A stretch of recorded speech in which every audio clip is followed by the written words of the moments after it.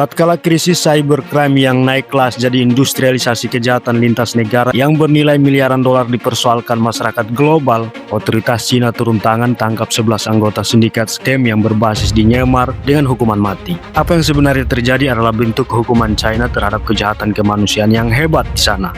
Diberitakan, para pelaku penipuan dari wilayah perbatasan Myanmar itu, selain nge-spam atau bikin promo palsu, juga jalankan operasi luas yang mencakupi penipuan telekomunikasi dan online, perjudian ilegal, hingga pembunuhan dan penahanan paksa. Otak atau organisasi menghasilkan kerugian finansial yang diperkirakan lebih dari 10 miliar yuan atau sekitar 1,4 miliar dolar Amerika Serikat, serta menewaskan 14 warga China. Bayangkan ada nyamuk di kamar, awalnya hanya mengganggu tidur, berdengung, membuat kesal, tetapi cukup ditepuk atau pakai obat nyamuk, selesai. Lalu bayangkan lagi nyamuk itu tiba-tiba berubah jadi komplotan perampok bersenjata yang masuk rumah, merusak barang, bahkan melukai orang di dalamnya. Perbedaannya ada di situ. Yang sebelumnya hanya spam WhatsApp yang mengganggu, tidak diblokir, berubah jadi jaringan kejahatan besar yang menipu uang, melakukan kekerasan nyata, dan merenggut nyawa manusia. Karena itulah pengadilan di China memandang kasus itu sudah berada pada tingkat kejahatan sangat berat dengan dampak seperti kriminal besar di dunia nyata. Pada level itu,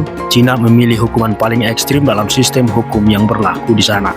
Hukuman mati itu selalu jadi bahan perdebatan di seluruh dunia. Ada yang menganggap itu cara paling tegas untuk menghukum kejahatan berat. Ada juga yang menilai hukuman mati terlalu ekstrim karena tidak bisa dibatalkan kalau ternyata ada kesalahan dan bisa saja disalahgunakan. Dalam cara pandang pemerintah China, kasus tersebut dijadikan pesan keras buat para pelaku kejahatan serta masyarakat luas bahwasannya negara China akan bertindak sangat tegas terhadap kejahatan cyber lintas negara yang merusak kehidupan sosial dan ekonomi negara. Artinya, pemerintah China merasa sudah tidak cukup lagi hanya blokir situs atau menutup server. Yang ingin dihentikan adalah orang dan jaringan di balik kejahatannya langsung.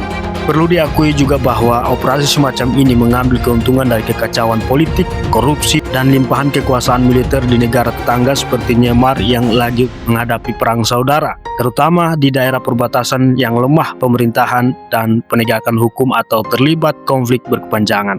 Ketika penegakan hukum tidak efektif atau bahkan kolusif, para pelaku kriminal bisa membangun skema yang memaksa ribuan orang bekerja di bawah tekanan, bahkan kekerasan fisik. Kalau dilihat dari sudut pandang Indonesia, ada dua hal penting. Pertama, kejahatan skam lintas negara terjadi di banyak tempat dan warga Indonesia juga sering menjadi korban penipuan online, investasi palsu, sampai tawaran kerja ke luar negeri yang ternyata jebakan. Banyak korban yang akhirnya justru dipaksa bekerja di pusat-pusat penipuan seperti ini. Kedua, pemerintah Indonesia menghadapi tantangan besar dalam melindungi warganya. Modusnya sering menyamar sebagai lowongan kerja bergaji tinggi atau investasi yang terlihat meyakinkan.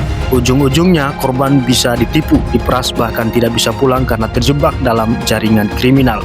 Singkatnya, kejadian di perbatasan China-Myanmar itu gambaran ekstrim dari ancaman yang juga ada di sekitar kita.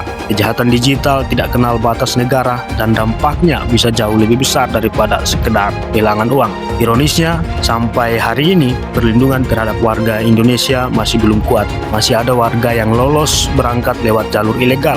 Masih banyak yang terjebak penipuan digital dan masih sering penanganannya terlambat setelah korban banyak yang berjatuhan.